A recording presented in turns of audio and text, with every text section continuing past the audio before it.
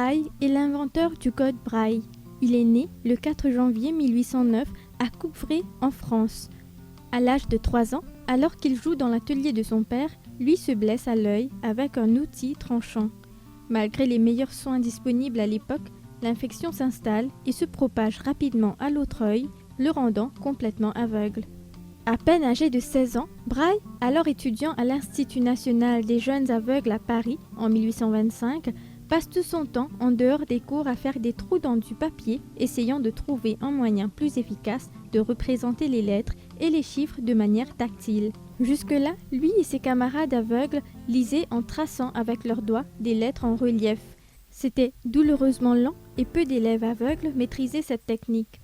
Pour écrire, il fallait mémoriser des formes, des lettres, puis tenter de les reproduire sur du papier sans pouvoir voir ou lire le résultat.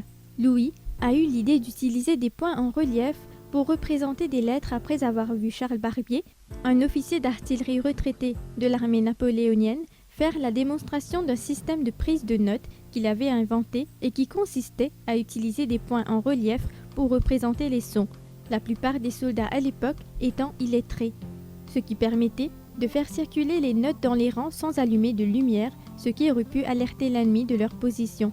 L'armée n'étant pas impressionnée, Barbier apporte son système à l'école des aveugles.